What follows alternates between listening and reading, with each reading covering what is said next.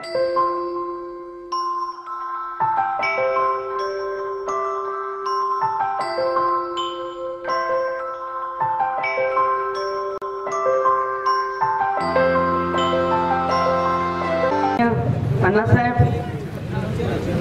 आमचे प्रथम नागरिक, नगरपालिकेचे अध्यक्ष ताई उपस्थित, व्यासपीठ जास्त वेळ घेणार नाही, बराच वेळपासून आपण इथे थांबलात आणि मी अचानक कार्यक्रम करता करता मला रस्त्यावर मला कळलं अर्धापूर सभा आहे म्हणून मी साहेबांची सभा इथे आली. अण्णा मला एवढंच सांगायचं आहे की समोर जनता बसलेली तेवढी दुप्पट तिप्पट त्याच्या घरी आहे आणि सगळे पाहुणे सोबत आहे, अशोकराव सोबत आहे की नाही? हात वर करून तिथे माहिती आहे आवाज तिथे मला सांग, अण्णाला दाखवायला पाहिजे ना, अण्णाला कळलं पाहिजे की अर्धापूरची जनता केव्हाही माननीय शंकरराव चव्हाण साहेबापासून आताही अशोक चव्हाण पर्यंत माझ्या बरोबर ही जनता नेहमी राहिलेली आहे.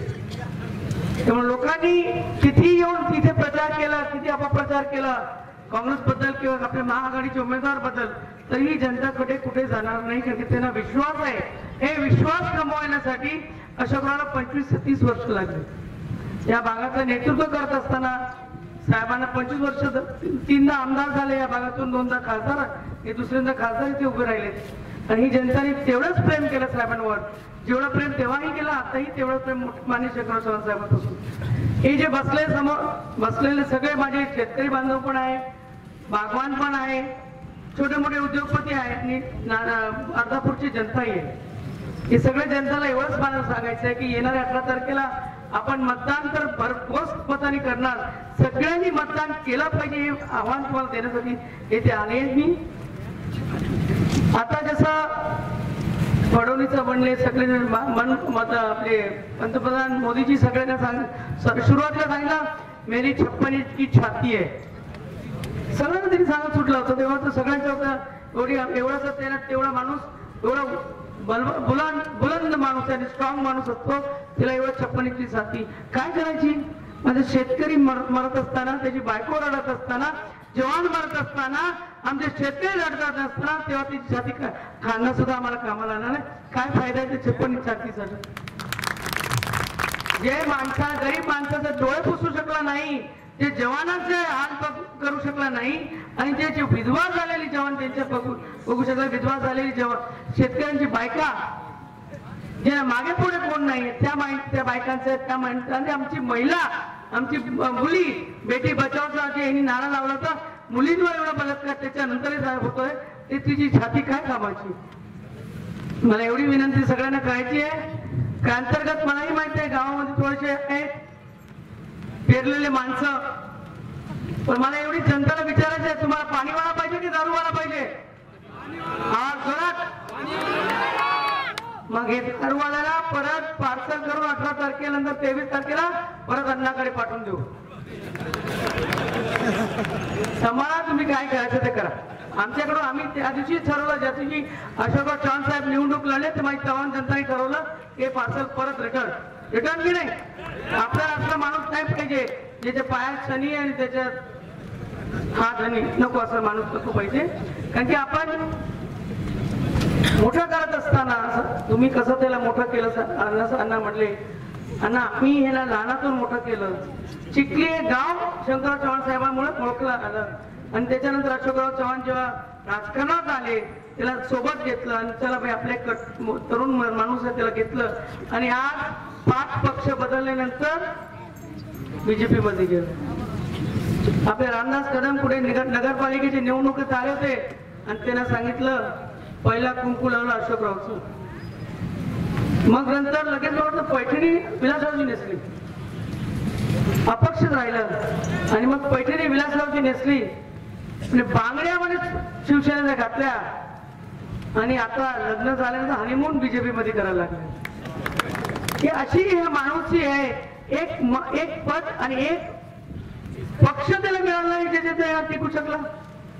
केवढी तळमळ सत्तेची, केवढी तळमळ की आपल्याला सत्ता पाहिजे, कसंही पाहिजे, कुठल्या रूपाने पाहिजे.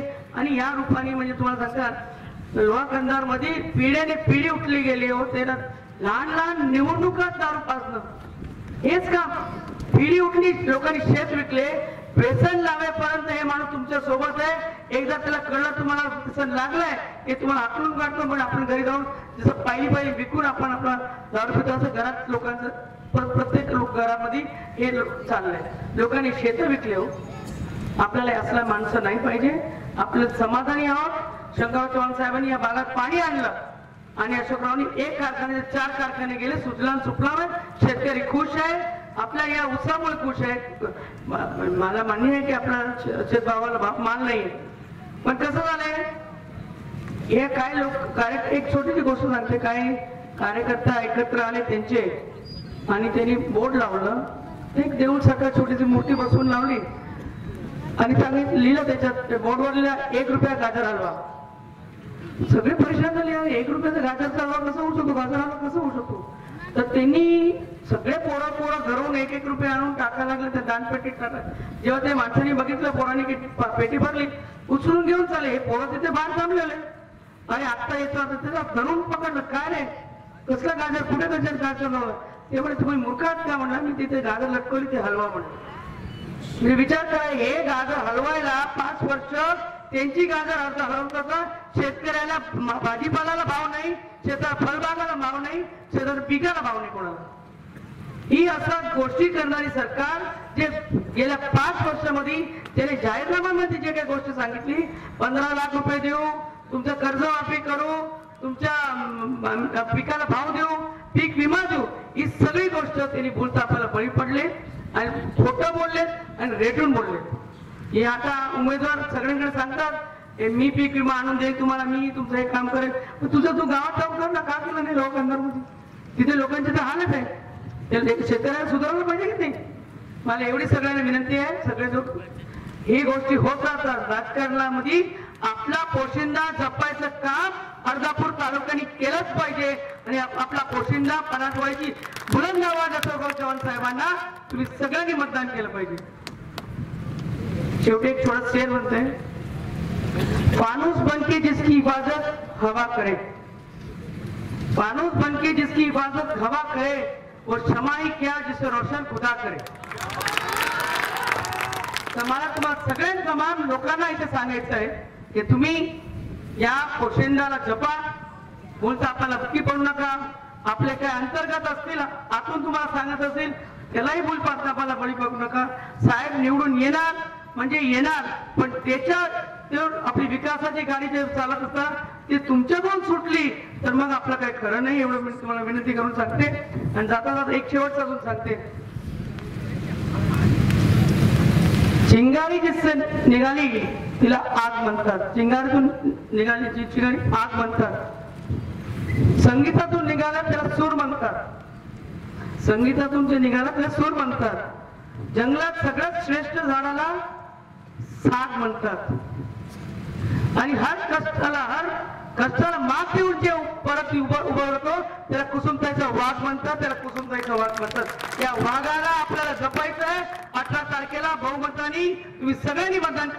एक घोषणा देते, मला सगळ्यांच्या हातवर पाहिजे आणि सोबत घोषणा द्या. कळलं पाहिजे अर्धापूरला, सगळे आजूबाजूच्या परिसराला की ही काँग्रेसची बाळ किल्ला आहे, इथे कोणी दुसरं येऊ शकत नाही. हातवर काहीतरी मागे करावं.